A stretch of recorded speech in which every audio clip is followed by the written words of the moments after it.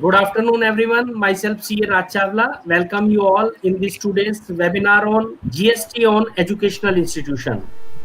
And our guest speaker for today webinar is CA Rajesh Kumar Khandelwal ji. Khandelwal ji, welcome you. He is basically from Faridabad.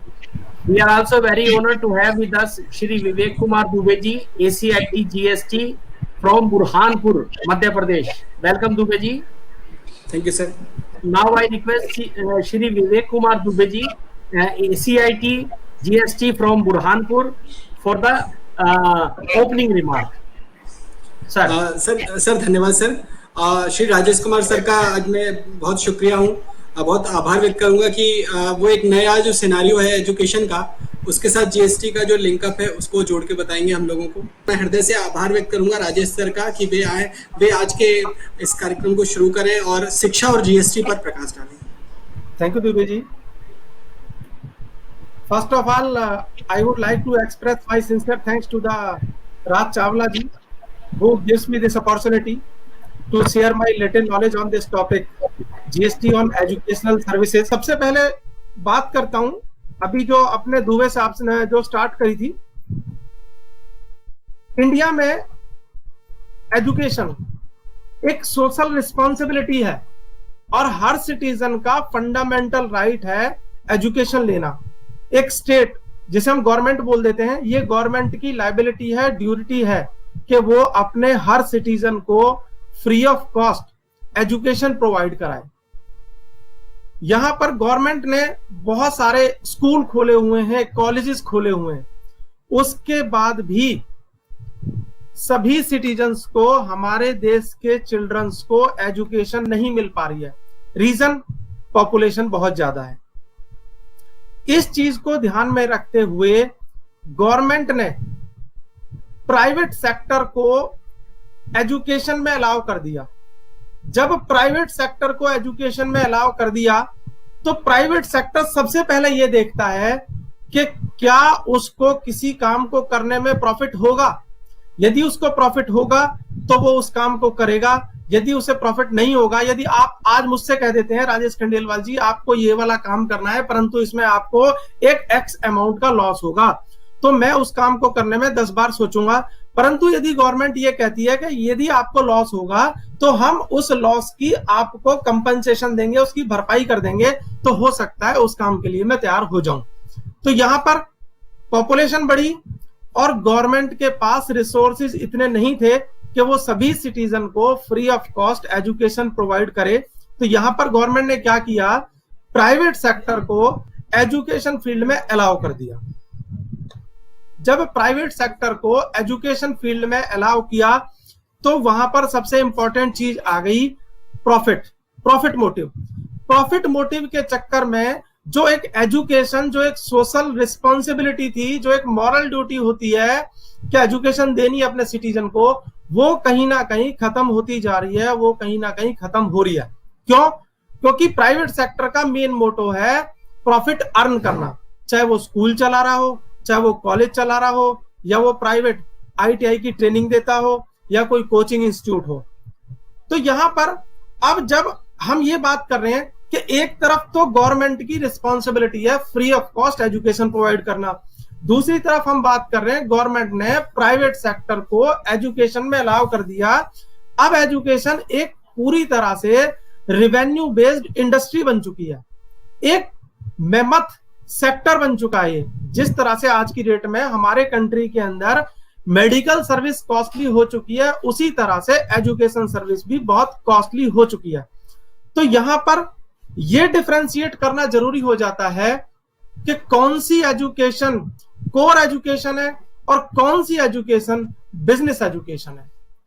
यहां पर government ने इसको समझने के लिए notification number 12/2017 central tax rate dated 28 जून 2017 entry number 66 insert की GST में। मैं सर्विस टैक्स की बात नहीं करूंगा कि सर्विस टैक्स में एजुकेशन के बारे में क्या था, मैं प्योरली जीएसटी के बारे में बात करूंगा। तो यहां पर हम लीगली अभी सबसे पहले पढ़ेंगे एंट्री नंबर 66। एंट्री नंबर 66 क्या कहती है? एंट्री नंबर 66 लीगल एंट्री है, जिस मेरा जो पूरा प्रेजेंटेशन है सिर्फ इसी एंट्री पे बेस्ड है। यहां पर मैं आपको 1 मिनट से भी कम टाइम में बता देता हूं। एंट्री नंबर 66 में 2 टाइप की सर्विसेज कवर की गई हैं, आउटपुट सर्विस और इनपुट सर्विस। एक एजुकेशनल इंस्टीट्यूशन यदि आउटपुट सर्विस देता है एग्जेम्प्ट होगी। एक एजुकेशनल इंस्टीट्यूशन यदि इनपुट सर्विस लेता है तो जो सप्लायर एजुकेशनल इंस्टीट्यूशन को सर्विस दे रहा है वह जीएसटी चार्ज नहीं करेगा। इन दोनों एंट्रीज को हम अभी डिटेल्ड में डिस्कस करेंगे। उससे पहले यहां पे आप देखिए, एक एजुकेशनल इंस्टीट्यूट है, वहां से एक एरो निकल रहा है बाहर की साइड। पहले हम अपने प्रेजेंटेशन को एक ब्रीफ कर लेते हैं कि हम क्या पढ़ने वाले हैं। एजुकेशन कौन प्रोवाइड करता है? एजुकेशन प्रोवाइड करता है एक एजुकेशनल इंस्टीट्यूट। एजुकेशनल इंस्टीट्यूट आप देखेंगे मेरे इस पिक्चर में, मेरे इस चार्ट के अंदर एक एरो बाहर की तरफ निकल रहा है। इसका मतलब यह है कि एजुकेशनल इंस्टीट्यूट आउटपुट सर्विस दे रहा है। कौन कौन सी सर्विस दे रहा है? मैंने इससे आगे लिखा हुआ है ए एंड डबल ए। अभी मैं आपको मीनिंग बताऊंगा ये ए एंड डबल ए का मीनिंग क्या है। इसके बाद यदि आप नीचे देखेंगे तो एजुकेशनल इंस्टीट्यूट के अंदर एक एरो अंदर की तरफ जा रहा है। कहने का मतलब यह है कि एक एजुकेशनल इंस्टीट्यूट कुछ सर्विसेज लेता है, वो वाली सर्विसेज हो गई इनपुट सर्विस। इसके आगे मैंने लिखा है बी। बी के बारे में बताऊंगा बी क्या है। तो इस पूरे जो मेरी ये पीपीटी है, सिंगल पेज जो है, इससे समझ में आया कि एक एजुकेशनल इंस्टीट्यूशन है वो आउटपुट सर्विस देता है, एक एजुकेशनल इंस्टीट्यूशन है वो इनपुट सर्विस लेता है। तो क्या यदि एक एजुकेशनल इंस्टीट्यूशन आउटपुट सर्विस देता है तो क्या उस पर जीएसटी लगेगा? आउटपुट सर्विस से मतलब हो गया कि वो अपने स्टूडेंट से फीस चार्ज करता है, तो उसकी आउटपुट सर्विस हो गई और कंसीडरेशन उसे मिल रहा है, तो क्या जीएसटी लगेगा? इसी तरह से इनपुट सर्विस, एक स्कूल है उसने क्या किया, ट्रांसपोर्टेशन की सर्विसेज ली, उसने 50 बस हायर कर ली अपने स्टूडेंट को लाने ले जाने के लिए, ये उसकी एक इनपुट सर्विस हो गई। तो क्या जो सर्विस प्रोवाइडर है, जो बस का ऑपरेटर है, जब वो स्कूल को अपना चार्ज करेगा बसेस के लिए तो क्या वह जीएसटी लगाएगा? ये एक इनपुट सर्विस हो गई। इसके बारे में हम आगे डिटेल में डिस्कस करेंगे। यहां पर दोस्तों सबसे इंपॉर्टेंट चीज जो हमें समझ में आती है कि हमें यहां पर 4 चीजों को समझने की जरूरत है। कौन कौन सी 4 चीजें? ध्यान से सुनना। सबसे पहला जो हेडिंग ऊपर कहता है एजुकेशन सर्विसेज, तो सबसे पहले हमें समझना पड़ेगा education, what is the definition of education. Second कहता है output service, what is the output service. Third कहता है input service, what is the input service. उसके बाद यहां पे पॉइंट आता है, यदि मैं आउटपुट सर्विस को पढ़ूं, output services provided by educational institution, तो हमारे पास 4 चीजें आ गई। सबसे पहले what is education, next what is educational institute, next what is output service, what is input service. यदि हम इन 4 चीजों को समझ गए तो एंट्री नंबर 66 100% क्लियर हो जाएगी और आपको यह पता लग जाएगा कि एक जो एजुकेशन की आउटपुट सर्विस है उस पर जीएसटी लगेगा या नहीं लगेगा, और एक जो एजुकेशन की इनपुट सर्विस है उस पर जीएसटी लगेगा कि नहीं लगेगा। यहां पर मैंने आपसे बात करी 4 चीजों की, एजुकेशन की, एजुकेशनल इंस्टीट्यूट की। यहां पे चलते हैं दोस्तों, यहां पे 4 चीजें हैं मेरे सामने, education, educational institute, output service और इनपुट सर्विस। यदि आप एंट्री नंबर 66 में देखेंगे तो यहां पे रेड कलर में मैंने किया हुआ है एजुकेशनल इंस्टीट्यूट, यहां पे भी एजुकेशनल इंस्टीट्यूट है, इनपुट में भी एजुकेशनल इंस्टीट्यूट है। पहले यदि हम इस एंट्री को पढ़ते हैं, ये कहता है यदि आउटपुट सर्विस दी, किसने दी? एजुकेशनल इंस्टीट्यूशन ने दी। यदि इनपुट सर्विस ली, किसने ली? एजुकेशनल इंस्टीट्यूशन ने ली। तो यहां पर दोस्तों एजुकेशनल इंस्टीट्यूशन, मैं इसे ब्रीफ में बोलूंगा EI, educational institution means EI. यदि ईआई ने ये सर्विस दी, कौन सी? ए और डबल ए एग्जेम्प्ट है। यदि ईआई ने इनपुट सर्विस ली, कौन सी? जो बी क्लॉज में दे रखे हैं, तो एग्जेम्प्ट। तो यहां पर सबसे पहले हम एजुकेशनल इंस्टीट्यूशन ईआई का मीनिंग समझेंगे और एजुकेशन का मीनिंग समझेंगे। यदि हमें एजुकेशनल इंस्टीट्यूशन का मीनिंग समझ में आ गया तो 70% हमारा काम खत्म हो जाएगा। हमें पता लग जाएगा कि कौन कौन सी आउटपुट और इनपुट सर्विस एग्जेम्प्ट है, उन पे जीएसटी लगेगा कि नहीं लगेगा। तो यहां पर सबसे पहले मैं आपको समझाऊंगा education. What is education? Education को एंटायर जीएसटी एक्ट में कहीं भी डिफाइन नहीं किया गया है। यदि एजुकेशन की बात करें, मैं ये सेमिनार कर रहा हूं, मैं आपको वेबिनार दे रहा हूं, प्रेजेंटेशन दे रहा हूं एजुकेशनल सर्विसेज पर, जीएसटी और एजुकेशनल सर्विसेज पर, क्या ये एजुकेशन की कैटेगरी में आती है? एक स्टूडेंट है, वो अपने ट्यूटर से ट्यूशन पढ़ने जाता है, 6th स्टैंडर्ड में मैथ का ट्यूशन लगाया, क्या ये एजुकेशन है? चार्टर्ड अकाउंटेंट इंस्टीट्यूट ने क्या किया, उसने एक जीएसटी का कोर्स लॉन्च किया, क्या ये एजुकेशन की कैटेगरी में आता है? एक कंपनी किसी होटल में अपने एम्प्लॉय के लिए एचआर की ट्रेनिंग ऑर्गेनाइज करती है ताकि उनको गवर्नमेंट की एचआर पॉलिसीज का पता लग जाए, क्या ये एजुकेशन है? अभी गवर्नमेंट ने एमएसएमई एक्ट में डेफिनेशन चेंज की है। यदि कोई यूट्यूब चैनल वाला अपना प्रोग्राम कराता है और फीस चार्ज कर रहा है या नहीं चार्ज कर रहा फ्री ऑफ कॉस्ट, क्या एजुकेशन की ट्रेनिंग में आता है? एक आईटीआई वोकेशनल प्रोग्राम कराती है ताकि उनको जॉब मिल सके, क्या ये एजुकेशन की कैटेगरी में आता है? एक स्कूल एक्स्ट्रा करिकुलम एक्टिविटी कराता है ताकि बच्चे कुछ नया सीख सकें, क्या एजुकेशन की डेफिनेशन में आता है? मैंने आपको जो भी बताया ना, ये सारा का सारा एजुकेशन की डेफिनेशन में आता है। एजुकेशन क्या है डिफाइन नहीं किया गया, परंतु सुप्रीम कोर्ट ने लोक शिक्षण ट्रस्ट वर्सेस सीआईटी के केस में बताया है, education is a process of training and development knowledge skill and characters of students by normal schooling. तो यहां पर दोस्तों किसी भी टाइप की एजुकेशन जिससे आपकी नॉलेज डेवलप हो रही है और स्किल डेवलप हो रहे हैं, आप ट्रेनिंग के थ्रू कुछ सीख रहे हो, वो सारी की सारी चीजें एजुकेशन की कैटेगरी में आ जाती हैं। तो आपने देखा एजुकेशन कितना बड़ा फील्ड है। यहां पर तो सुप्रीम कोर्ट ने कह दिया नॉर्मल स्कूलिंग। अब यहां पर नॉर्मल स्कूलिंग का जो मीनिंग है ना, मैं तो ये मान के चलता हूं, ये नहीं है कि जो बच्चे स्कूल में सीख रहे हैं, मैं तो यहां मान के चल रहा हूं कि जो एजुकेशन का मेथड है, जो एजुकेशन का तरीका है, वो इस टाइप से है कि जैसे स्टूडेंट को पढ़ाया जाता है उसी तरह से उस स्टूडेंट को पढ़ाया जा रहा है जो एजुकेशन ले रहा है। यहां पे स्कूलिंग से मतलब उस चीज से, तो एजुकेशन के अंदर सारी चीजें आ गई। अब हम देखते हैं एजुकेशनल इंस्टीट्यूशन क्या है। बहुत इंपॉर्टेंट है, ध्यान से सुनना। एजुकेशनल इंस्टीट्यूशन को नोटिफिकेशन नंबर 12/2017 इसी के अंदर डिफाइन किया गया है। नीचे इसकी डेफिनेशन दी हुई है, यदि आप एक्सप्लेनेशन में जाओगे तो। अब यहां पर सबसे इंपॉर्टेंट चीज है कि आउटपुट सर्विस और इनपुट सर्विस एग्जेम्प्ट हो सकती है यदि ये एजुकेशनल इंस्टीट्यूशन ने ली है या दी है। तो इसका मतलब सबसे पहले एजुकेशन के बाद में हमें एजुकेशनल इंस्टीट्यूशन का मीनिंग समझना जरूरी है, क्योंकि मैंने भी आपको एग्जांपल दिया।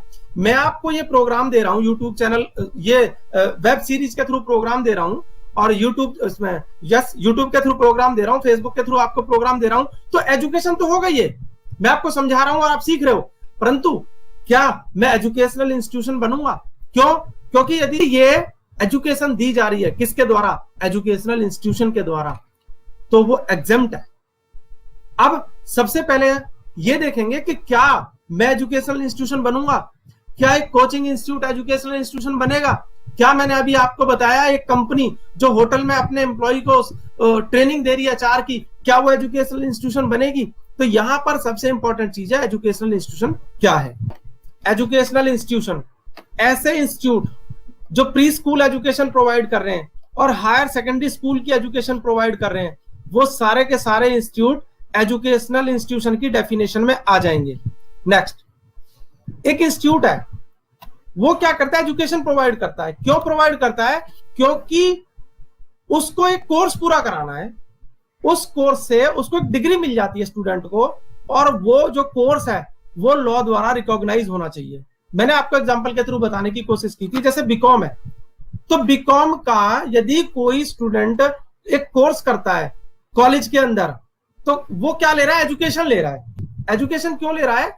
क्योंकि उसको एक कोर्स पूरा करना है बीकॉम का, ताकि उसको बीकॉम की डिग्री मिल सके, और वो डिग्री लॉ के द्वारा रिकॉग्नाइज होनी चाहिए। यदि कोई इंस्टीट्यूट ऐसा कोर्स करवा रहा है जिससे डिग्री मिलती है और वो लॉ के द्वारा रिकॉग्नाइज है, तो ऐसा इंस्टीट्यूट एजुकेशनल इंस्टीट्यूशन की कैटेगरी में आ जाएगा।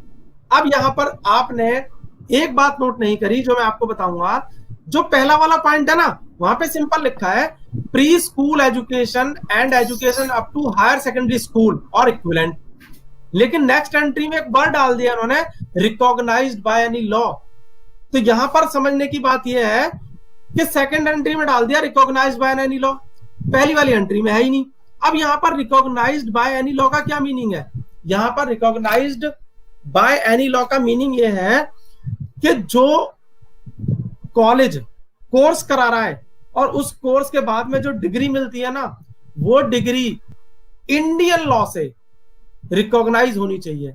यदि आप डीयू के किसी कॉलेज से कोई कोर्स करते हो और बीकॉम की डिग्री मिलती है, तो वो जो डीयू यूनिवर्सिटी है वो लॉ के अंतर्गत बनी हुई है और कॉलेज उससे एफिलिएटेड है, कॉलेज डिग्री दे रहा है और ये डिग्री लॉ द्वारा रिकॉग्नाइज है। यदि वो किसी भी स्टेट में चला जाए तो ये डिग्री बीकॉम की डिग्री ही रहेगी। इसलिए उन्होंने यहां पे बता दिया, यदि आप कोई कोर्स करते हो और उस कोर्स से आपको डिग्री मिलती है, वो डिग्री लॉ द्वारा रिकॉग्नाइज होना चाहिए। लॉ कौन सा? इंडियन लॉ, फॉरेन लॉ नहीं। अब आप ये देखिए, पहली वाली एंट्री में तो लिखा ही नहीं है रिकॉग्नाइज बाय एनी लॉ, तो इसका मतलब ये हुआ यदि कोई भी स्कूल है, चाहे वो इंडियन लॉ में रिकॉग्नाइज हो या किसी फॉरेन बोर्ड से रिकॉग्नाइज हो, यदि वो 12th और प्री स्कूल की एजुकेशन दे रहा है तो वो एजुकेशनल इंस्टीट्यूशन की कैटेगरी में आ जाएगा। परंतु यदि कॉलेज है तो दोस्तों वो बिल्कुल भी एजुकेशनल इंस्टीट्यूशन की कैटेगरी में नहीं आएगा, यदि वो फॉरेन कंट्री से रिकॉग्नाइज है, फॉरेन यूनिवर्सिटी से रिकॉग्नाइज है और फॉरेन लॉ उसके ऊपर एप्लीकेबल होता है। नेक्स्ट, थर्ड और लास्ट कैटेगरी एजुकेशनल इंस्टीट्यूशन की। यहां पर यह कहता है, आपने देखे होंगे बहुत सारे ऐसे इंस्टीट्यूट भी होते हैं जो वोकेशनल एजुकेशन कोर्स कराते हैं। जैसे हम कह देते हैं ITI, industrial training institute, ITC, industrial training centre. ये सेंटर क्या करते हैं, या आईटीआई या आईटीसी ये क्या करते हैं, ये एक वोकेशनल कोर्स कराते हैं। जैसे ड्राफ्टमैन का कोर्स करा दिया या मैकेनिकल का कोर्स करा दिया। ये कोर्स 1 साल के भी हो सकते हैं, 2 साल के भी हो सकते हैं, 3 साल के भी हो सकते हैं। यदि कोई ऐसा इंस्टीट्यूट है जो वोकेशनल कोर्स करा रहा है, कहने का मतलब यह है एक इंस्टीट्यूट है आपको एजुकेशन प्रोवाइड कर रहा है। एजुकेशन क्यों प्रोवाइड कर रहा है? ताकि आपका एक वोकेशनल एजुकेशन कोर्स पूरा हो सके। यदि इंस्टीट्यूट ऐसा काम कर रहा है तो वो इंस्टीट्यूट एजुकेशनल इंस्टीट्यूट की कैटेगरी में आ जाएगा। यहां पर मैंने आपके सामने 2 एग्जांपल रख दिए हैं, आईटीआई और आईटीसी। अभी जो थर्ड वाला पॉइंट है इसको मैं आगे डिस्कस करूंगा, पहले एजुकेशनल इंस्टीट्यूशन को समराइज कर देता हूं। एजुकेशनल इंस्टीट्यूशन में 3 टाइप के इंस्टीट्यूट है। नंबर 1, एक स्कूल है जो हायर सेकेंडरी स्कूल तक की एजुकेशन, हायर सेकेंडरी क्लास तक की एजुकेशन प्रोवाइड करा रहा है या प्री स्कूल एजुकेशन प्रोवाइड करता है, तो वह एजुकेशनल इंस्टीट्यूशन की डेफिनेशन में आ जाएगा। एक कॉलेज है जो एजुकेशन दे रहा है ताकि आपका एक डिग्री कोर्स पूरा हो सके और वो डिग्री इंडियन लॉ द्वारा रिकॉग्नाइज है, तो वो इंस्टीट्यूट एजुकेशनल इंस्टीट्यूट बन जाएगा। लास्ट, यदि कोई इंस्टीट्यूट एजुकेशन दे रहा है, क्यों दे रहा है? ताकि आप एक वोकेशनल एजुकेशन कोर्स को पूरा कर सको, उससे आपको एक सर्टिफिकेट मिलता है, एक डिग्री मिलती है, तो ऐसा इंस्टीट्यूट एजुकेशनल इंस्टीट्यूशन की डेफिनेशन में आ जाएगा। यहां पर दोस्तों जब मैं स्कूल की बात करता हूं, वो ये नहीं कहता ये गवर्नमेंट स्कूल है या प्राइवेट स्कूल है। जब मैं कॉलेज की बात करता हूं सेकंड वाले की, वो ये नहीं कहता कि ये गवर्नमेंट कॉलेज है या प्राइवेट कॉलेज है। आप देखिए सेल्फ फाइनेंसिंग के बेस पे कॉलेज चलते हैं। गवर्नमेंट कॉलेज में तो क्या होता है, सारा फंड गवर्नमेंट का है। सेल्फ फाइनेंसिंग में क्या होता है, गवर्नमेंट कुछ नहीं देती है, स्टूडेंट से जो फीस आती है उसी से एक्सपेंसेस चलते हैं। तो यहां पर इन दोनों चीजों में ये क्वेश्चन नहीं आता कि ये गवर्नमेंट से रिकॉग्नाइज्ड है या नहीं है कॉलेज या इंस्टीट्यूशन। बस कंडीशन ये है, यदि मान लीजिए प्राइवेट कॉलेज है, दिल्ली यूनिवर्सिटी से एफिलिएटेड है, दिल्ली यूनिवर्सिटी के अंडर में चल रहा है, बीकॉम बीए की कोई भी डिग्री दे रहा है, कोई इशू नहीं, एजुकेशनल इंस्टीट्यूशन है। परंतु जो लास्ट पॉइंट है बहुत इंपॉर्टेंट है। क्यों भाई, स्टूडेंट को वोकेशनल एजुकेशन प्रोवाइड की जा रही है। क्यों प्रोवाइड की जा रही है? ताकि वो एक जॉब के लिए तैयार हो सके। अब ये वाला काम गवर्नमेंट एजेंसी भी कर सकती है और प्राइवेट इंस्टीट्यूट भी कर सकते हैं। आईटीआई गवर्नमेंट की भी होती है, आईटीआई प्राइवेट भी होते हैं, आईटीसी गवर्नमेंट की भी होते हैं, आईटीसी प्राइवेट भी होते हैं। यहां पर इस डिफरेंस को थोड़ा सा समझना बहुत ज्यादा जरूरी है। और जो ये लास्ट वाला मैं पॉइंट बता रहा हूं आपको एजुकेशनल इंस्टीट्यूशन का ना, आप देखेंगे बहुत सारी ऐसी आईटीआई आपको मिल जाएंगी कि जो कोर्स तो कराती है परंतु गवर्नमेंट से अप्रूव्ड नहीं होती, और कुछ ऐसी होती है जो गवर्नमेंट से अप्रूव्ड होती है परंतु वो वाले कोर्स नहीं कराती जो कि गवर्नमेंट ने अप्रूव कर रखा है। तो उसका क्या इंपैक्ट आएगा वो इसको समझने में कोशिश करते हैं। तो मैं आपको थर्ड पॉइंट बता रहा हूं कि जो इंस्टीट्यूट वोकेशनल एजुकेशन कोर्स करा रहे हैं वो यदि प्राइवेट है तो क्या वो जो फीस चार्ज कर रहे हैं अपने स्टूडेंट से उस पर जीएसटी लगेगा? इसके लिए हमें इसको आगे डिटेल में समझना जरूरी है।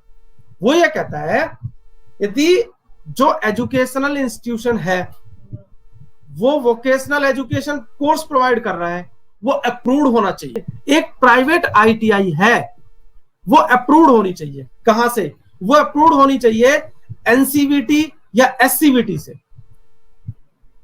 एनसीवीटी क्या है? National council for vocational training. और एससीवीटी क्या है? State council for vocational training. कहने का मतलब यह है एक प्राइवेट आईटीआई है वो एनसीवीटी और एससीवीटी से अप्रूव होनी चाहिए। यदि वो अप्रूव है तो ही एजुकेशनल इंस्टीट्यूशन मानी जाएगी, यदि वो अप्रूव नहीं है तो एजुकेशनल इंस्टीट्यूशन नहीं मानी जाएगी। पहली चीज तो ये हो गई। दूसरी चीज, मान लीजिए वो आईटीआई अप्रूव नहीं है। कहां से नहीं है? एनसीवीटी से भी अप्रूव नहीं है और एससीवीटी से अप्रूव नहीं है, परंतु वो एक कोर्स कराती है। कौन सा कोर्स कराती है? वो कोर्स कराती है मॉड्यूलर एम्प्लॉयबल स्किल कोर्स। और ये कोर्स यहां पर तो लिख रहा था पहले पॉइंट में कि आईटीआई अप्रूव होनी चाहिए। कहां से? एनसीवीटी और एससीवीटी से। और यहां पे इसने लिख दिया कि वो अप्रूव है या नहीं है। वो कोर्स कराती है। कौन सा कोर्स कराती है? Modular employable skill course. और ये कोर्स कहां से अप्रूव होना चाहिए? एनसीवीटी से। तो वो जो फीस चार्ज करेगी उस पर जीएसटी नहीं लगेगा। परंतु दोस्तों, जब मैंने आपसे अभी थोड़ी देर पहले कहा था कि कोई आईटीआई है वो यदि अप्रूव्ड नहीं है तो एजुकेशनल इंस्टीट्यूशन नहीं बनेगा। यदि आईटीआई अप्रूव्ड है, कहां से है? एनसीवीटी से और एससीवीटी से अप्रूव्ड है। अब मान लीजिए वो अप्रूव्ड तो है, तो उसे कौन से कोर्स कराने हैं? उसे कोर्स कराने कौन से? यहीं पे नीचे लिखा हुआ है इस पॉइंट में। उसको कोर्स कराने वो वाले जो कि अप्रेंटिस एक्ट 1961 में एफिलेटेड कर दिए गए हैं, नोटिफाई कर दिए गए हैं। एक एग्जांपल से समझने की कोशिश करते हैं। एक अप्रूव्ड आईटीआई है, वो एनसीवीटी और एससीवीटी से अप्रूव्ड है। वो क्या कराती है? वो कोई ऐसा कोर्स कराती है जो अप्रेंटिस एक्ट 1961 में नोटिफाई नहीं है। मान लीजिए वो जीएसटी का कोर्स कराती है, और आईटीआई को जीएसटी का कोर्स कराने के लिए ये अप्रेंटिस एक्ट नहीं कहता, तो आईटीआई अप्रूव होती है क्योंकि एनसीवीटी और एससीवीटी से वो अप्रूव्ड है। परंतु उसने कोर्स कौन सा कराया? जीएसटी का, और जीएसटी का अप्रेंटिस एक्ट में नहीं लिखा हुआ। तो अप्रूवल के बाद भी यदि वो जीएसटी कोर्स कराती है और उसके लिए फीस लेती है तो उस पर जीएसटी लग जाएगा। यहां पर मुझे उम्मीद है आपको ये वाला पॉइंट समझ में आ गया होगा कि आईटीआई, पहली कंडीशन इस क्वेश्चन के थ्रू समझने की कोशिश कर लेते हैं उसको। Other private ITI providing vocational course, private ITI है, वोकेशनल कोर्स प्रोवाइड कराती है, तो क्या वो एक एजुकेशनल इंस्टीट्यूशन बनेगी? उसने कहा यस, यदि आईटीआई अप्रूव है कहां से, एनसीवीटी और एससीवीटी से, तो डेफिनेटली वो एजुकेशनल इंस्टीट्यूशन बन जाएगी। परंतु कंडीशन ये है, उसे कोर्स कौन सा कराना है? उसे कोर्स वो वाला कराना है जो अप्रेंटिस एक्ट 1961 में नोटिफाई है। यदि वो ये वाला कोर्स कराती है और अपने स्टूडेंट से फीस लेती है तो वो एग्जेम्प्ट हो जाएगा। परंतु यदि वो रजिस्टर्ड है परंतु अप्रेंटिस एक्ट वाला कोर्स नहीं कराती तो जो फीस चार्ज करेगी उस पर जीएसटी लग जाएगा। तो यहां पर मैंने आपको तीनों पॉइंट क्लियर कर दिए कि एजुकेशनल इंस्टीट्यूशन की डेफिनेशन में क्या क्या आता है।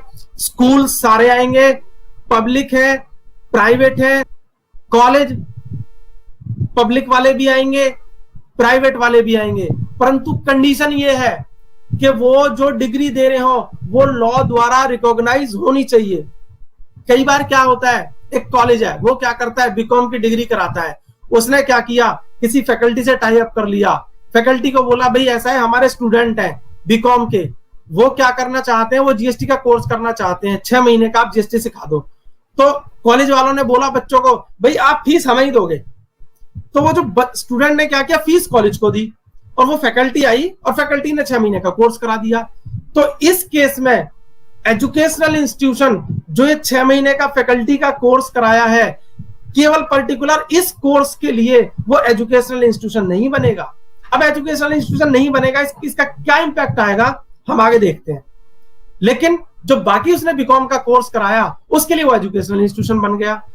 अब मैंने आपसे कहा भाई जो उसने जीएसटी का कोर्स कराया इसके लिए वो एजुकेशनल इंस्टीट्यूशन नहीं बना। अब इसका इंपैक्ट समझने की कोशिश करते हैं, फिर आगे चलते हैं। पहले मैंने आपको ये बताया था एजुकेशन सर्विस एग्जेम्प्ट है। कौन सी एग्जेम्प्ट है? Output service. कौन दे रहा है आउटपुट सर्विस? Educational institution. अब एक एजुकेशनल इंस्टीट्यूशन आउटपुट सर्विस दे रहा है, जब मैंने आपको बताया वो जीएसटी का कोर्स करा रहा है तो एजुकेशनल इंस्टीट्यूशन नहीं बना। जब एजुकेशनल इंस्टीट्यूशन नहीं बना तो यहां पर क्या हुआ दोस्तों, जब एजुकेशनल इंस्टीट्यूशन नहीं बना तो ऐसा कोई भी इंस्टीट्यूट जो एजुकेशनल इंस्टीट्यूशन नहीं बनेगा, यदि ये 2 वाली आउटपुट सर्विस देगा तो वो एग्जेम्प्ट नहीं होंगी। ये वाला डिफरेंस मैं आपको यहां पर बताने की कोशिश कर रहा हूं। अब मैंने आपको ये क्वेश्चन बता दिया, अब मैं आगे लेके चलता हूं कि आउटपुट सर्विस और इनपुट सर्विस क्या है। एक बार इसको पढ़ लेते हैं। अब यहां पर हमें समझ में आया एजुकेशन क्या है और एजुकेशनल इंस्टीट्यूशन क्या है। एंट्री नंबर 66 में 2 टाइप की एंट्री है, आउटपुट सर्विस और इनपुट सर्विस। आउटपुट सर्विस के बारे में कहता है service provided by an educational institution. वो ये कहना चाहता है एक एजुकेशनल इंस्टीट्यूशन है, उसने ए और डबल ए इन दोनों क्लॉज में जो सर्विसेज लिखी हुई हैं, यदि एक एजुकेशनल इंस्टीट्यूशन ये 2 सर्विस देता है और इन सर्विसेज के लिए उसको कंसीडरेशन मिलेगा तो वो सारा कंसीडरेशन एग्जेम्प्ट होगा। इनपुट सर्विस, इनपुट सर्विस में बताता है यदि एक एजुकेशनल इंस्टीट्यूशन है, उसने बी जो क्लॉज है उसमें 1 to 5 जितनी ये 5 टाइप की सर्विसेज दी हुई हैं, यदि एक एजुकेशनल इंस्टीट्यूशन इन 5 टाइप की सर्विसेज को लेता है तो जिससे उसने लिया जो सप्लायर है वो एजुकेशनल इंस्टीट्यूशन को जब इनवॉइस इशू करेगा तो उस पर जीएसटी चार्ज नहीं करेगा। तो यहां पर आउटपुट सर्विस और इनपुट सर्विस किस सेंस में इंपॉर्टेंट है? एजुकेशनल इंस्टीट्यूशन के सेंस में इंपॉर्टेंट है। यदि वो एजुकेशनल इंस्टीट्यूशन ये सर्विस ले रहा है एग्जेम्प्ट है, दे रहा है एग्जेम्प्ट है। इसीलिए एजुकेशनल इंस्टीट्यूशन का मीनिंग समझना बहुत जरूरी था। यहां पर इस एंट्री में 2 प्रोवाइजो और दे रखे हैं। ये 2 प्रोवाइजो यहां नहीं बताऊंगा अभी मैं आपको, जब हम आगे चलेंगे तब मैं आपको दोनों प्रोवाइजो बताऊंगा। ये प्रोवाइजो दोनों के दोनों इनपुट सर्विस से रिलेटेड है, इनपुट सर्विस के रिलेशन में है। मैंने यहां पर आपको बताया था कि जो एजुकेशनल इंस्टीट्यूशन है ना वो 2 टाइप की सर्विस देता है, आउटपुट सर्विस 2। मैंने आपको बताया था ए और डबल ए, आपको ध्यान होगा पहली एंट्री में। जो पहली एंट्री है, पहली एंट्री क्या कहती है? आउटपुट। मैंने क्या किया, इजी अंडरस्टैंडिंग के लिए जो एजुकेशनल इंस्टीट्यूशन सर्विस दे रहा है, जो उसकी आउटपुट सर्विस है, उसको 2 हिस्सों में डिवाइड कर दिया। एक वो जो अपने इनसाइडर को दे रहा है, एक वो जो आउटसाइडर को दे रहा है। अब इनसाइडर कौन है और आउटसाइडर कौन है उसे समझने की कोशिश करते हैं। पहली एंट्री में मैंने क्या रखा, output service to insider. Insider कौन है? एक स्कूल में स्टूडेंट, स्टाफ, फैकल्टी SSF यानी कि एक एजुकेशनल इंस्टीट्यूशन, एक EI अपने स्टूडेंट को, स्टाफ को, फैकल्टी को सर्विस प्रोवाइड करता है, उसके अगेंस्ट में उसको कंसीडरेशन मिलता है, तो वो जो सर्विस उसने दी है उसकी आउटपुट सर्विस एग्जेम्प्ट हो जाएगी। अब यहां पर एक क्वेश्चन अराइज होता है, भाई एजुकेशनल इंस्टीट्यूशन है, वो तो स्टूडेंट को क्या करता है, उनसे क्या करेगा, ट्यूशन फीस चार्ज करता है, मेडिकल फीस चार्ज करता है, बिल्डिंग फीस चार्ज करता है, टूर फीस चार्ज करता है, ट्रांसपोर्टेशन फीस चार्ज करता है, मेडिकल फीस चार्ज करता है, एडमिशन फीस चार्ज करता है, एक्स्ट्रा करिकुलम फीस चार्ज करता है, हॉबी क्लासेस की फीस चार्ज करता है, कैटरिंग की सर्विसेज चार्ज करता है, स्पोर्ट्स फीस चार्ज करता है, प्लेग्राउंड की फीस चार्ज करता है। यहां पर सबसे इंपॉर्टेंट चीज जो बताने जा रहा हूं, इस एंट्री में नेचर ऑफ सर्विस नहीं बताई गई है। इस एंट्री में यह नहीं बताया गया कि स्टूडेंट को जो आप सर्विस दोगे वो सर्विस कौन सी है। मैंने अभी आपको जितने भी नाम बताए, यदि एक EI अपने स्टूडेंट से इन चीजों के लिए फीस लेता है तो सारी की सारी एग्जेम्प्ट है, कोई GST चार्ज नहीं होगा। यदि एजुकेशन इंस्टीट्यूशन अपने स्टूडेंट को कोई भी सर्विस दे रहा है, उसके लिए कंसीडरेशन चार्ज करता है, तो वो सारी की सारी एग्जेम्प्ट होगी। ये तो बात हो गई स्टूडेंट की। अब हम बात करते हैं स्टाफ की और फैकल्टी की।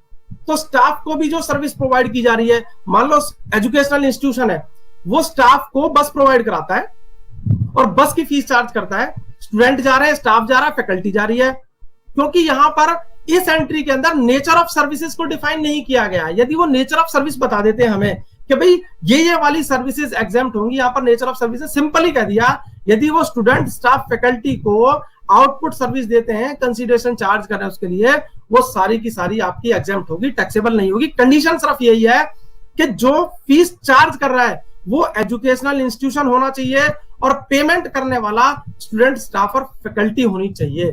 यदि ये वाली चीज कवर अप हो जाती है तो आउटपुट सर्विस एजुकेशनल इंस्टीट्यूशन के हैंड में एग्जेम्प्ट हो जाएगी। ये मैंने आपको बताया, आपका एंट्री नंबर 66A। अब जो दूसरी एंट्री है, एंट्री नंबर 66AA, यहां पर दो एंट्री थी उसके अंदर सर। जो हमारा नोटिफिकेशन की एंट्री नंबर 66 है, उसमें दो एंट्री थी, एंट्री नंबर A और एंट्री नंबर AA 66। यहां पर वो तो सर्विसेज दी जा रही थी इनसाइडर को, यहां पर सर्विस दी जा रही है आउटसाइडर को। अब यहां पर सबसे पहले जो ये ग्रीन कलर में लिखा हुआ, मैं ये पढ़ता हूं। यहां पर क्या किया इन्होंने, एक एजुकेशनल इंस्टीट्यूशन है, वो क्या करता है, वो अपने यहां पर एंट्रेंस एग्जाम ऑर्गेनाइज करवाता है, उसके खुद के नहीं है। उसने क्या किया, किसी और स्कूल का, किसी और एजुकेशनल इंस्टीट्यूशन का, किसी और बॉडी का उसके यहां पे सेंटर बना। मैंने देखा है बहुत सारे ऐसे मेडिकल एंट्रेंस के एग्जाम होते हैं, वहां पर वो क्या करता है, किसी स्कूल के पास मान लीजिए कंप्यूटर है, अपने 100, 50, 150, 200, 500 कंप्यूटर है, तो जो मेडिकल एंट्रेंस एग्जाम होते हैं वो जनरली कंप्यूटर के ऊपर होते हैं। तो क्या हुआ, एजुकेशनल इंस्टीट्यूशन ने क्या किया, अपने यहां पर एंट्रेंस एग्जाम करवाया और उसके लिए फीस चार्ज की। तो जो उसके लिए वो फीस चार्ज करेगा वो GST से एग्जेम्प्ट है, उस पर GST नहीं लगेगा। ये जो सर्विस है, ये सर्विस उन्होंने दी है किसको, आउटसाइडर को। अब यहां पर आउटसाइडर को इसके अलावा और भी सर्विसेज हो सकती हैं। मान लीजिए एक एजुकेशनल इंस्टीट्यूशन है, उसके पास में अपना प्लेग्राउंड है, बहुत बड़ा प्लेग्राउंड है। वो क्या करता है, वो प्लेग्राउंड को अपने स्टूडेंट को तो यूज करता ही करता है, किसी एक्टिविटी के लिए आउटसाइडर को रेंट पे दे देता है। कॉमर्शियल एक्टिविटी चल रही है, GST चार्ज करना पड़ेगा। क्यों करना पड़ेगा, क्योंकि ये जो सर्विसेज दी जा रही है ना तो क्लॉज A में कवर है, ना क्लॉज AA में कवर है। AA में एंट्रेंस एग्जाम से रिलेटेड है और क्लॉज A कहता है यदि आपने स्टूडेंट, स्टाफ, फैकल्टी को सर्विस दी है तो ही एग्जेम्प्ट होगी। यदि मान लीजिए स्कूल वालों ने, एजुकेशनल इंस्टीट्यूशन ने अपने आप एक स्विमिंग पूल बनाया हुआ है और ट्रेनिंग के लिए बाहर के लोगों को बुलाते हैं, उसके लिए फीस चार्ज करते हैं, डेफिनेटली GST चार्ज करना पड़ेगा। मान लीजिए कॉलेज के पास में, स्कूल के पास में, एजुकेशनल इंस्टीट्यूशन के पास में कोई जनरेटर है, आसपास के जो लोग रहते हैं, लाइट नहीं आती, वो कहते हैं सर आपका एजुकेशनल इंस्टीट्यूशन 2 बजे बंद हो जाता है, बाद में हमें प्रोवाइड करो, उसके लिए फीस चार्ज करते हैं, वो पैसे लेते हैं। तो ये स्टूडेंट, स्टाफ, फैकल्टी को सर्विस नहीं है, इसलिए ये जो सर्विस आउटसाइडर को दी जा रही है वो सारी की सारी टैक्सेबल होगी। एक और इंपॉर्टेंट चीज, अभी मैंने आपको बताया था कि जो कॉलेजेस हैं, आईटीआई हैं, आईटीसी हैं, जो वोकेशनल कोर्स करा रहे हैं, तो उसमें क्या होता है, यहां पर मैंने लिखा भी है कि कंपनियां डायरेक्ट आ जाती हैं। कंपनियां आ जाती हैं, भाई हम ये चाहते हैं कि आपके स्टूडेंट एक प्रोसेस में पार्टिसिपेट करें, हमें आपके स्टूडेंट अच्छे लगेंगे तो हम आपको उनको जॉब पे रखेंगे, या तो अभी या 1 साल बाद या 6 महीने बाद। तो इसके लिए क्या होता है, एजुकेशनल इंस्टीट्यूशन एक प्लेसमेंट के लिए फीस चार्ज करता है। भाई आप हमारे कैंपस में आइए और हमारे स्टूडेंट का इंटरव्यू लीजिए, लेकिन हम आपसे पर कंपनी 1 लाख रुपए चार्ज करेंगे। तो ये जो चार्जेस है ये ना तो स्टूडेंट से लिए हैं, ना स्टाफ से, ना फैकल्टी से, और ना ये एंट्रेंस एग्जाम से रिलेटेड है। तो ये वाली जो अमाउंट है वो टैक्सेबल होगी। तो यहां पर मैंने आपको आउटपुट सर्विस क्लियर कर दी कि 2 कैटेगरी की है, इनसाइडर और आउटसाइडर। इनसाइडर बिल्कुल एग्जाम्प्ट है, आउटसाइडर एक कैटेगरी एग्जाम्प्ट है। दूसरी कैटेगरी में मैंने आपको 3-4 एग्जाम्पल दे दिए जहां पर आपको ये बता दिया ये टैक्सेबल होगी। आगे चलते हैं। सबसे इंपॉर्टेंट चीज जो प्रॉब्लम करती है, क्योंकि जनरली क्या होता है, जब भी हम किसी स्कूल एजुकेशनल इंस्टीट्यूशन की बात करते हैं, हम जनरली ये देखते हैं स्टूडेंट से फीस आ रही है, ठीक है, एग्जाम्प्ट है, कोई इशू नहीं है। अब यहां पर क्वेश्चन तब आता है, एक एजुकेशनल इंस्टीट्यूशन ने क्या किया, इनपुट सर्विस ली। तो जो इनपुट सर्विस ली, तो जो सप्लायर है, जो एजुकेशनल इंस्टीट्यूशन को सर्विस दे रहा है, क्या वो जीएसटी चार्ज करेगा? यहां पर मैंने आपको बताया था एंट्री नंबर 66 क्लॉज बी, उसके अंदर उसने क्या बताया है, यदि एक एजुकेशनल इंस्टीट्यूशन इनपुट सर्विस लेता है, किस लिए लेता है, स्टूडेंट, स्टाफ और फैकल्टी के लिए। किसकी सर्विस लेता है? ट्रांसपोर्टेशन की सर्विस लेता है। यदि एक बस ऑपरेटर है, उसके पास अपनी 50 बस है, 50 बसेज हैं उसके पास में, और स्कूल उनको क्या करता है, रेंट पे ले लेता है ताकि वो अपने स्टूडेंट, स्टाफ और फैकल्टी को लाने ले जाने के लिए इस्तेमाल कर सके। तो जो बस ऑपरेटर है उसने जो बस स्कूल को दी है वह इस पर जीएसटी चार्ज नहीं करेगा। Next, catering including mid day meals. एक एजुकेशनल इंस्टीट्यूशन है, वो अपने स्कूल के अंदर कैटरिंग की सर्विसेज प्रोवाइड कर रहा है, वो स्टूडेंट को करे, स्टाफ को करे, फैकल्टी को करे। यदि वो कैटरिंग की सर्विसेज देता है तो जो आउटसाइडर है, वो जो कैटरिंग की सर्विस दे रहा है स्कूल को, वो जीएसटी चार्ज नहीं करेगा। परंतु मैंने जब आपको एंट्री नंबर 66 बताई थी, तो वहां पर आपको 2 प्रोवाइजो बताए थे, वो प्रोवाइजो इन एंट्री से रिलेटेड है, वो मैं आगे आपको बताऊंगा। नेक्स्ट, सिक्योरिटी और क्लीनिंग और हाउसकीपिंग सर्विसेज। यदि एक एजुकेशनल इंस्टीट्यूशन सिक्योरिटी, क्लीनिंग और हाउसकीपिंग की सर्विसेज लेता है तो सप्लायर एजुकेशनल इंस्टीट्यूशन पर जीएसटी चार्ज नहीं करेगा। Next, services relating to admission to और conduct of examination by such institution. देखिए, जब मैंने आपको आउटपुट सर्विस बताई थी तो वहां पर मैंने आपको यह बताया था, एक एजुकेशनल इंस्टीट्यूशन है, वो एंट्रेंस एग्जाम की सर्विस प्रोवाइड करता है, उसको उसके लिए कंसीडरेशन मिल रहा है, तो वो कंसीडरेशन एग्जाम्प्ट होगा, उस पर जीएसटी नहीं लगेगा। अब वो तो थी आउटपुट सर्विस की बात, इसको डिटेल में भी डिस्कस करूंगा मैं भी आगे। अब क्या हो रहा है, वो स्कूल सर्विस ले रहा है, वो एजुकेशनल इंस्टीट्यूशन सर्विस ले रहा है, किस लिए? भाई एडमिशन के लिए और एग्जामिनेशन कंडक्ट कराने के लिए। तो सर्विस जो वो ले रहा है उस पर भी जो सर्विस का सप्लायर होगा वो जीएसटी चार्ज नहीं करेगा। Next, supply of online educational journals और पीरियोडिकल्स।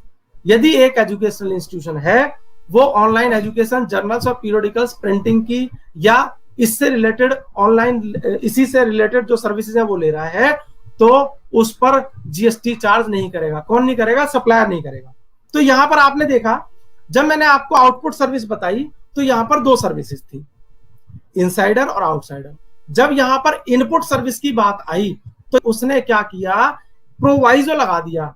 यहां पर प्रोवाइजो लगा दिया, क्या लगा दिया अभी आगे बताऊंगा उसके बारे में, कि यदि ये 5 सर्विस एक एजुकेशनल इंस्टीट्यूशन लेता है तो एग्जाम्प्ट है, परंतु वो परंतु क्या है, वो ये है दोस्तों, इसको हम इसके थ्रू समझने की कोशिश करते हैं, यहां पे आपको क्लैरिटी आएगी। मैंने आपको बताया एक एजुकेशनल इंस्टीट्यूशन है, वो 5 टाइप की सर्विसेज लेता है। पहली 3 को यदि मैं समराइज कर दूं तो TCS transportation, C catering, S security, और लास्ट जो 2 है वो कौन सी है? एडमिशन और कंडक्ट ऑफ एग्जामिनेशन, और लास्ट है ऑनलाइन एजुकेशनल जर्नल और पीरियोडिकल्स। इनकी सर्विसेज हैं। अब क्या हुआ, जब मैंने आपकी यहां पर ये एंट्री देखी कि भाई 2 प्रोवाइजो हैं, अब प्रोवाइजो क्या कहता है? प्रोवाइजो ये कहता है provided that nothing contained in section entry number 60B 1 2 3। कहने का मतलब ये है कि जो 60B की 3 एंट्री हैं, कौन कौन सी? ये तीनों एंट्री, ट्रांसपोर्टेशन, कैटरिंग और सिक्योरिटी सर्विसेज। यदि ये 3 सर्विसेज हैं और ये सर्विसेज कौन लेता है? एक कॉलेज लेता है या ऐसा इंस्टीट्यूशन लेता है जो वोकेशनल एजुकेशन कोर्स प्रोवाइड कर रहा है, यदि वो ये तीनों सर्विस लेगा तो उस केस में सप्लायर जीएसटी चार्ज करेगा। कहने का मतलब ये है, एक कॉलेज है, उसने क्या किया? अपने स्टूडेंट को ट्रांसपोर्टेशन की फैसिलिटी प्रोवाइड की, अपने स्टाफ को ट्रांसपोर्टेशन की फैसिलिटी प्रोवाइड की, फैकल्टी को प्रोवाइड की। तो जब उसने कंसीडरेशन लिया था तो वो एग्जेम्प्ट था। परंतु यदि एक कॉलेज बस की फैसिलिटी लेता है, बस किराए पे लेता है अपने स्टूडेंट, स्टाफ, फैकल्टी के लिए, तो जो सप्लायर है, जो आउटपुट सर्विस दे रहा है कॉलेज को ट्रांसपोर्टेशन की, वो जीएसटी चार्ज करेगा। इसी तरह से यदि एक कॉलेज है जो कैटरिंग की सर्विसेज लेता है, जीएसटी चार्ज होगा। और यदि एक कॉलेज है सिक्योरिटी, क्लीनिंग और हाउसकीपिंग की सर्विस लेता है तो जीएसटी चार्ज होगा। इसी तरह से ये तीनों की तीनों जीएसटी तब भी चार्ज होगा जब एक आईटीआई या आईटीसी कराने वाला कोई इंस्टीट्यूशन है, जो मैंने अभी आपको बताया था। यदि ये वाले ये टीसीएस की सर्विस लेते हैं तो वो सप्लायर जीएसटी चार्ज करेगा, वो एग्जाम नहीं होगा। अब यहां पर आपने एक चीज और देखी जो मैंने स्किप कर दी, एकदम से मेरे को ध्यान में आई, सिक्योरिटी, क्लीनिंग और हाउसकीपिंग सर्विस। यहां पर सबसे इंपॉर्टेंट चीज ये है, ये जो सर्विस ली जा रही है ना, बाकियों की अभी मैं बात नहीं कर रहा, सिक्योरिटी, क्लीनिंग और हाउसकीपिंग की सर्विसेज ये एजुकेशनल इंस्टीट्यूशन के कंपाउंड में ली जा रही हो तो ही एग्जेम्प्ट होंगी। यदि ये उस कंपाउंड के बाहर ली जा रही होंगी तो ये एग्जेम्प्ट नहीं होंगी और सप्लायर इन पर जीएसटी चार्ज करेगा। नेक्स्ट, आगे हम चलते हैं। मैंने आपको एक एंट्री और बताई थी, जो प्रोवाइजो के अंदर 2 एंट्री बताई थी। पहली एंट्री मैंने बता दी आपको, एंट्री नंबर 1, 2 और 3 ये एप्लीकेबल नहीं होंगी स्कूल पर और कॉलेज पर। और जो नेक्स्ट एंट्री है, फिफ्थ एंट्री क्या बता रही थी? फिफ्थ एंट्री बता रही थी ऑनलाइन एजुकेशन जर्नल और पीरियोडिकल्स। यदि इसकी सर्विस एक एजुकेशनल इंस्टीट्यूशन लेता है तो सप्लायर जीएसटी चार्ज नहीं करेगा। परंतु यहां पर क्या किया, इसने प्रोवाइजो जोड़ दिया। प्रोवाइजो क्या जोड़ दिया? यदि ये वाली सर्विस एक स्कूल लेगा और एक वोकेशनल एजुकेशन कोर्स कराने वाला इंस्टीट्यूट लेगा तो जीएसटी चार्ज होगा। उस केस में फिर ये एग्जेम्प्ट नहीं है। यहां पर मैं समराइज कर देता हूं, 5 एंट्रियां हमारे पास में, ध्यान देना, हमारे पास में 5 एंट्रियां टोटल। पहले आप ये मान के चलें, ये 5 एंट्री यदि एक एजुकेशनल इंस्टीट्यूशन लेता है तो सप्लायर जीएसटी चार्ज नहीं करेगा, नंबर 1। नंबर 2, यदि पहली 3 एंट्री एक स्कूल लेगा तो जीएसटी चार्ज नहीं होगा। परंतु यदि कॉलेज और वोकेशनल एजुकेशन कराने वाला इंस्टीट्यूट लेगा तो जीएसटी चार्ज होगा। और जो नेक्स्ट एंट्री है 5th नंबर, यदि ये सर्विस एक कॉलेज वाला ले रहा है तो सप्लायर, कॉलेज ने जिससे सर्विस ली है, सप्लायर जीएसटी चार्ज नहीं करेगा। परंतु यदि ये सर्विस स्कूल और ऐसे इंस्टीट्यूशन ने ली जो वोकेशनल कोर्स प्रोवाइड कर रहा है तो वह जीएसटी चार्ज करेगा। यहां पर दोस्तों सबसे इंपॉर्टेंट चीज, पॉइंट नंबर 4, तीनों की तीनों कैटेगरी में एग्जेम्प्ट है। यदि एडमिशन से रिलेटेड और एग्जामिनेशन से रिलेटेड ये तीनों इंस्टीट्यूट सर्विस लेते हैं तो कोई जीएसटी चार्ज नहीं होगा, इनपुट सर्विस पे जीएसटी चार्ज नहीं होगा, और आउटपुट पे तो मैंने आपको बता ही दिया, वहां पर कोई भी जीएसटी चार्ज नहीं होगा। डबल ए में वो एंट्री एग्जेम्प्ट है। बहुत इंपॉर्टेंट चीज तो मैं आपसे अभी बार बार बात कर रहा था। मैंने आपको 3 चीज बताई थी, टीसीएस, ट्रांसपोर्टेशन, कैटरिंग और सिक्योरिटी। टीसीएस को तो आप इस तरह से याद कर लें, और जो लास्ट एंट्री है वो पब्लिकेशन की है, और जो 4th एंट्री है वो हर केस में एग्जाम्प्ट है। तो जो 3 एंट्री है ये टीसीएस वाली, इसमें से मैं सी एंट्री की बात कर रहा हूं, आप ध्यान देना।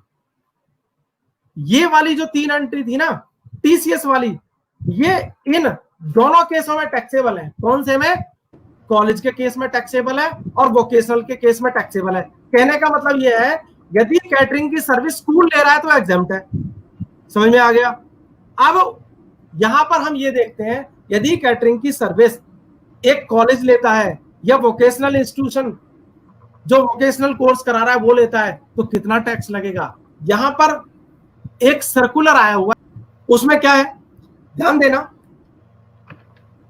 यदि एक कॉलेज और वोकेशनल कोर्स कराने वाला एजुकेशनल इंस्टीट्यूशन कैटरिंग की सर्विस लेता है, तो जो कैटरर है जब वो जीएसटी चार्ज करेगा तो उस केस में 5% जीएसटी चार्ज करेगा, नंबर 1।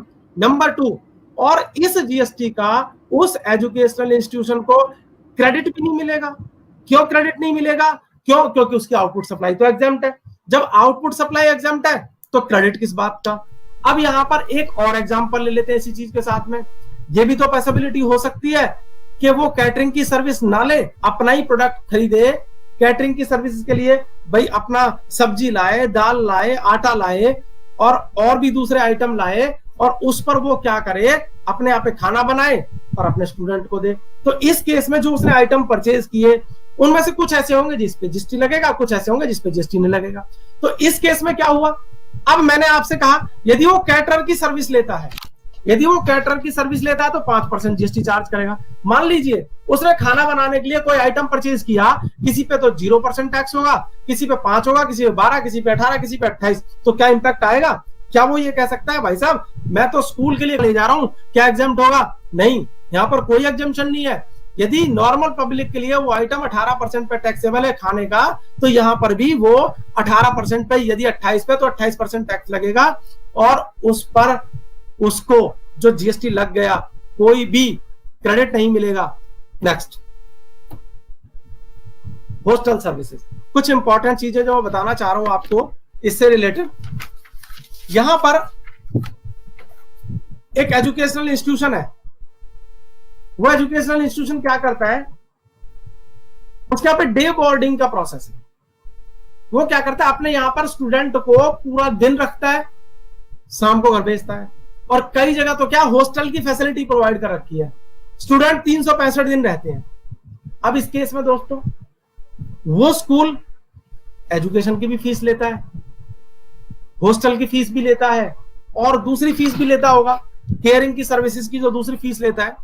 तो यहां पर बोर्ड ने क्लैरिफाई किया है, यदि एक एजुकेशनल इंस्टीट्यूशन है वो अपने स्टूडेंट को हॉस्टल की सर्विस प्रोवाइड करा रहा है, इसके लिए जो भी फीस वो चार्ज करेगा उस पर जीएसटी चार्ज नहीं करेगा। परंतु यहां पर बोर्ड ने क्लैरिफाई किया कि ये केवल 2 ही केस में एग्जाम्प्ट हो सकता है, थर्ड वाले केस में एग्जाम्प्ट नहीं होगा। यदि एक स्कूल हॉस्टल सर्विस प्रोवाइड कराता है, यदि एक कॉलेज हॉस्टल सर्विस प्रोवाइड कराता है, तो वो जो फीस चार्ज करेगा हॉस्टल सर्विस के नाम पे कोई जीएसटी नहीं लगेगा। परंतु यदि एक ऐसा इंस्टीट्यूट है जो वोकेशनल कोर्स कराता है, यदि वो हॉस्टल की सर्विस के लिए फीस चार्ज करता है, तो दोस्तों उस पर जीएसटी एप्लीकेबल हो जाएगा। मैंने आपको पीछे बताया था, मैं आपको एक कंपैरिजन करके बताऊंगा। आपने देखा था एक एंट्री नंबर 66AA। ये एंट्री क्या कहती है? एंट्री कहती है एक एजुकेशनल इंस्टीट्यूशन है, उसने एंट्रेंस एग्जाम की सर्विसेज दी, तो उसके लिए जो उसको फीस मिली कोई जीएसटी चार्ज नहीं करेगा। दूसरी तरफ एक एजुकेशनल इंस्टीट्यूशन है, उसने सर्विस ली, किसकी ली? एडमिशन की और एग्जामिनेशन कंडक्ट कराने की, तो जो उसको सर्विस प्रोवाइड कर रहा है वो जीएसटी चार्ज नहीं करेगा। तो ये देखिए दोस्तों, ये सर्विस दोनों तरफ से एग्जेम्प्ट हो गई। परंतु आउटपुट सप्लाई में आपको ध्यान में रखना है, यदि एजुकेशनल इंस्टीट्यूशन नहीं बना, यदि एजुकेशनल इंस्टीट्यूशन, कोई इंस्टीट्यूट एजुकेशनल इंस्टीट्यूशन की डेफिनेशन में नहीं आता और वो एंट्रेंस एग्जाम की सर्विस दे रहा है तो वो टैक्सेबल हो जाएगी।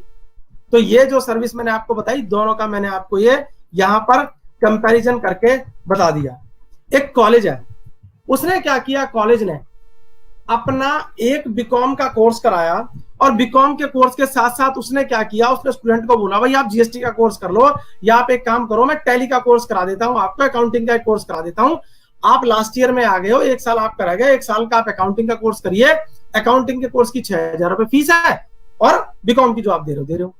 तो क्या ये फीस जो उसने अकाउंटिंग के कोर्स के लिए एग्जेम्प्ट हो जाएगी या नहीं होगी? दोस्तों यहां पर क्योंकि जो अकाउंटिंग का कोर्स जो लॉ के द्वारा रिकॉग्नाइज नहीं है, इसलिए फीस एग्जेम्प्ट नहीं होगी।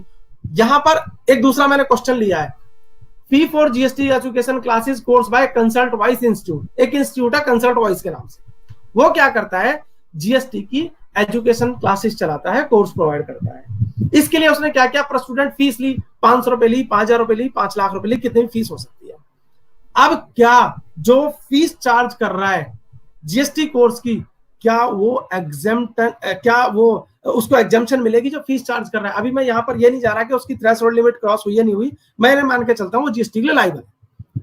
तो यहाँ पर हमें ये देखना पड़ेगा सबसे पहले, क्या जो कंसल्ट वाइस इंस्टीट्यूट है वो एजुकेशनल इंस्टीट्यूशन की डेफिनेशन में आता है? यदि मान लीजिए वो एजुकेशनल इंस्टीट्यूशन की डेफिनेशन में आता है तो क्या उसके बाद भी वो जीएसटी कोर्स जो करा रहा है एग्जेम्प्ट होगा? दोस्तों मैंने नहीं सुना कि किसी भी स्टेट की कोई यूनिवर्सिटी ऐसा कोर्स कोई प्रोवाइड कराती है, जैसे बीकॉम का कोर्स है या कोई बीए का कोर्स है जिसमें जीएसटी का भी कोर्स होता हो।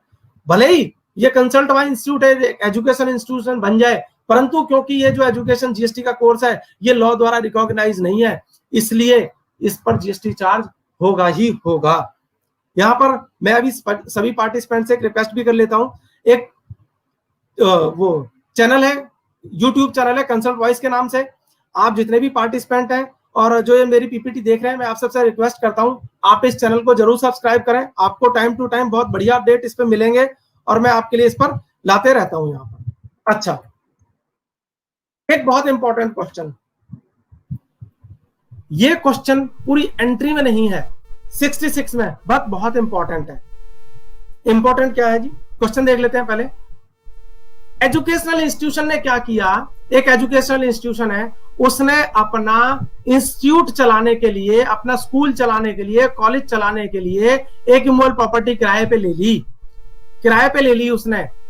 तो क्या जो उसने प्रॉपर्टी किराए पे ली है, क्या इस पर जो सर्विस प्रोवाइडर है जिसकी प्रॉपर्टी है, क्या वो जीएसटी चार्ज करेगा? पहले हम इसके आंसर पे प्लीज आप मत जाइए, पहले सिंपल क्वेश्चन लेते हैं।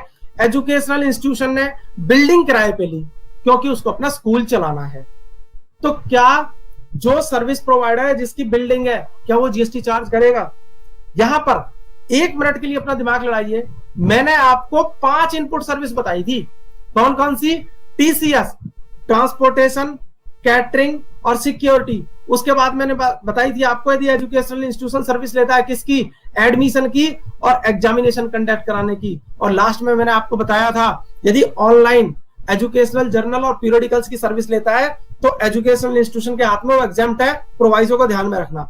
तो यहां पर इमूल प्रॉपर्टी की जो उसने रेंटिंग की जो सर्विस ली है, 5वां कैटेगरी में नहीं आती, तो क्या वो जीएसटी चार्ज करेगा?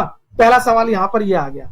अब यहां पर जैसे ही मैंने कहा कि भाई जीएसटी चार्ज करेगा क्या वो? यस, जीएसटी चार्ज करेगा, डेफिनेटली चार्ज करेगा। एकदम से दूसरा सवाल हमारे दिमाग में आता है, सर क्या जो एजुकेशनल इंस्टीट्यूशन बिल्डिंग किराए पे ले रहा है, बिल्डिंग किराए पे ले रहा है, वो रेजिडेंशियल पर्पस के लिए मानी जाएगी या कॉमर्शियल पर्पस के लिए मानी जाएगी? आप ये देखो, मैंने यहां पर अभी आपको क्या बताया था इस एंट्री में, हॉस्टल सर्विस।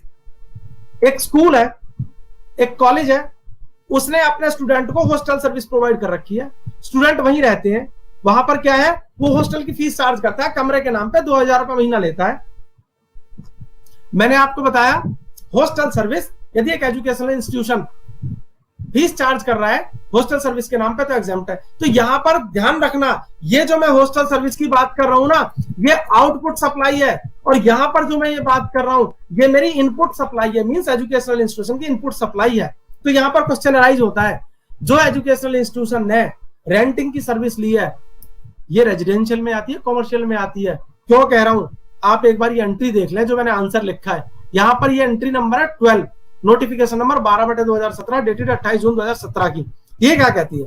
ये कहती है यदि आपने कोई प्रॉपर्टी रेंट पे उठाई हुई है और उससे रेंट मिल रहा है तो एग्जेम्प्ट होगी। पढ़ लेते हैं एक बार। वो ये कहता है services by way of renting of residential dwelling for use as residence. अब जैसे मैं पढ़ा रहा हूं वैसे पढ़ना। इसने क्या किया, दो कंडीशन बताई यहां पर। क्या बताई? रेजिडेंशियल ड्वेलिंग यूनिट होनी चाहिए, दूसरी रेजिडेंस के रूप में यूज होना चाहिए। यदि ये दोनों कंडीशन सेटिस्फाई हो जाती हैं तो जो सर्विस प्रोवाइडर है, जो रेंटिंग की सर्विस प्रोवाइड कर रहा है, उसके लिए वो एग्जेम्प्ट हो जाएगी और वो जीएसटी चार्ज नहीं करेगा। अब यहां पर क्वेश्चन आता है, जो एजुकेशनल इंस्टीट्यूशन ने बिल्डिंग किराए पे ली, क्या वो रेजिडेंशियल पर्पस की यूज मानी जाएगी या कॉमर्शियल पर्पस से यूज मानी जाएगी? इससे पहले मैं आपको इस एंट्री को एक एग्जांपल के थ्रू समझाने की कोशिश करता हूं। यहां पर इसने कहा कि एक रेजिडेंशियल प्रॉपर्टी है, उसको रेंट आउट किया तो जीएसटी नहीं लगेगा यदि ये दो कंडीशन सेटिस्फाई हो जाती है। कौन सी? रेजिडेंशियल यूनिट होनी चाहिए और रेजिडेंशियल पर्पस से लेट आउट होनी चाहिए। तो नंबर 1, एक रेजिडेंशियल प्रॉपर्टी है, वो रेजिडेंशियल पर्पस से लेट आउट नहीं है, जीएसटी चार्ज होगा। एक रेजिडेंशियल प्रॉपर्टी है, रेजिडेंशियल पर्पस से लेट आउट है, जीएसटी चार्ज नहीं होगा। एक कॉमर्शियल प्रॉपर्टी है, कॉमर्शियल पर्पस से लेट आउट है, जीएसटी चार्ज होगा।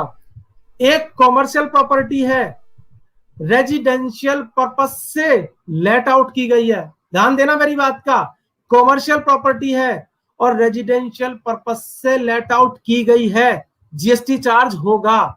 एक एजुकेशनल इंस्टीट्यूशन ने प्रॉपर्टी किराए पे ले रखी है एजुकेशन देने के लिए, स्टूडेंट पढ़ते हैं वहां पर, मैं ये मान के चलता हूं यहां पर इसका पर्पस रेजिडेंशियल नहीं है, इसलिए यहां पर जीएसटी चार्ज होना चाहिए। बहुत इंपॉर्टेंट क्वेश्चन, और पीछे भी मैं बताना चाह रहा था आपको, वो छूट गया। मैंने आपको इतनी सारी बातें बताई एजुकेशनल इंस्टीट्यूशन के बारे में। अब एक एग्जांपल लेते हैं। एक एजुकेशनल इंस्टीट्यूशन है, एक इंडिविजुअल पर्सन है, वो स्कूल चला रहा है, एक पार्टनरशिप फर्म स्कूल चला रही है, एक कोऑपरेटिव सोसाइटी चला रही है, एक सोसाइटी चला रही है, एक एलएलपी चला रही है, एक बॉडी कॉर्पोरेट चला रहा है, एओपी चला रहा है, बीओआई चला रही है, प्राइवेट लिमिटेड कंपनी चला रही है, लिमिटेड कंपनी चला रही है, भारत सरकार चला रही है। क्या कोई इंपैक्ट पड़ेगा कि कौन चला रहा है एजुकेशनल इंस्टीट्यूशन को, कि उसका कॉन्स्टिट्यूशन क्या है, क्या इसका कोई इंपैक्ट पड़ेगा? दोस्तों कोई भी इंपैक्ट नहीं पड़ेगा। यदि एक प्रोपराइटरशिप में एक प्रोपराइटरशिप में स्कूल चल रहा है, कॉलेज चल रहा है, एक लिमिटेड कंपनी में चल रहा है, एक प्राइवेट लिमिटेड कंपनी में चल रहा है, बीओआई में, एओपी में चल रहा है, पार्टनरशिप फर्म में चल रहा है, एक कमरे के अंदर स्कूल चल रहा है, एक 50 कमरों के अंदर स्कूल चल रहा है, एक फर्स्ट फ्लोर पे चल रहा है, एक थर्ड फ्लोर पे चल रहा है, सब मटेरियल है। मटेरियल क्या है? एजुकेशनल इंस्टीट्यूशन की डेफिनेशन। यदि वो एजुकेशनल इंस्टीट्यूशन की डेफिनेशन में आएगा तो 2 सर्विस आउटपुट एग्जेम्प्ट है, 5 सर्विस प्रोवाइजर को ध्यान में रखते हुए एग्जेम्प्ट है। यहां पर मैंने एक क्वेश्चन किया आप लोगों से, whether educational services provide by charitable trust registered under section 12 is exempt. बहुत इंपॉर्टेंट चीज है। यहां पर नोटिफिकेशन है, नोटिफिकेशन नंबर 12/2017, शायद इसकी एंट्री नंबर 2 है। एंट्री नंबर 2 क्या कहती है? एंट्री नंबर 2 कहती है services which are provided by entity registered under section 12AA of income tax act by way of charitable activities are exempt। कहने का मतलब यह है, एक चैरिटेबल ट्रस्ट है, सेक्शन 12A में रजिस्टर्ड है इनकम टैक्स में, वो स्कूल चलाता है, वो एक कॉलेज चलाता है। स्कूल का एग्जांपल नहीं लेता मैं, वो क्या करता है? वोकेशनल एजुकेशन कोर्स कराता है, वो आईटीआई के टाइप का कोई कोर्स कराता है, ड्राफ्टमैन का कोर्स कराता है, फिटर का कोर्स कराता है, मैकेनिकल का कोर्स कराता है, और कोई भी वो क्या करता है, बड़ी नॉमिनल सी पर स्टूडेंट मान लीजिए 50 रुपए, 100 रुपए, 150 रुपए, कुछ भी चार्ज करता है, चैरिटेबल एक्टिविटी है, तो क्या एग्जेम्प्ट होगा? ध्यान देना दोस्तों, यहां पर एंट्री नंबर 2 ने बोल दिया कि चैरिटेबल ट्रस्ट जो सेक्शन 12AA में एग्जेम्प्ट है, यदि वो चैरिटेबल एक्टिविटी करता है, भाई चैरिटेबल एक्टिविटी कर रहा है, फीस चार्ज नहीं कर रहा, तो क्या जो वो एजुकेशनल सर्विसेज प्रोवाइड कर रहा है, क्या वो एग्जेम्प्ट हो जाएगी? बहुत इंपॉर्टेंट क्वेश्चन है और मेरे पास बहुत क्वेश्चन आते हैं यहां पर। मैं आपको पहले अपना स्ट्रेट फॉरवर्ड आंसर अभी नहीं बताने वाला, पहले हमें यह देखना पड़ेगा कि जो इस नोटिफिकेशन के अंदर चैरिटेबल ट्रस्ट में यहां पर एक चैरिटेबल एक्टिविटी यूज की गई है ना, मैंने लास्ट में लिखा है चैरिटेबल एक्टिविटीज। पहले ये देखने की कोशिश करते हैं चैरिटेबल एक्टिविटी है क्या चीज। यहां पर चैरिटेबल एक्टिविटी में ये पॉइंट बताए गए हैं, वो ये कहता है charitable activity means public health, यानी कि activity relating to public health by way of, पहले पॉइंट में जो दी हुई है ये तो हेल्थ से रिलेटेड हो गई, एजुकेशन कवर नहीं हुआ इसमें। Next, advancement of religion, spirituality और योगा, तो यहां पर भी सेकंड में हमारी एजुकेशन कवर नहीं होती। Third, advancement of educational programme, यहां पे कुछ कुछ कवर करने की कोशिश की गई है, परंतु उसने कंडीशन लगा दी, यदि आप एजुकेशनल प्रोग्राम चलाते हैं, किसके लिए चलाते हैं, ABCD 4 बंदे हैं ये, यदि इनके लिए आप एजुकेशनल प्रोग्राम चलाते हो तो चैरिटेबल एक्टिविटी में आ जाएगा। Last, preservation of environment including water, कहने का मतलब ये है एक चैरिटेबल ट्रस्ट है, 12A में रजिस्टर्ड है, चैरिटेबल एक्टिविटी करता है, वोकेशनल एजुकेशनल प्रोवाइड कर रहा है, फीस चार्ज 50 रुपए, 10 रुपए, 20 रुपए, कुछ भी कर रहा हो, दोस्तों चैरिटेबल ट्रस्ट होने के नाते वो एजुकेशनल इंस्टीट्यूशन नहीं बन जाता।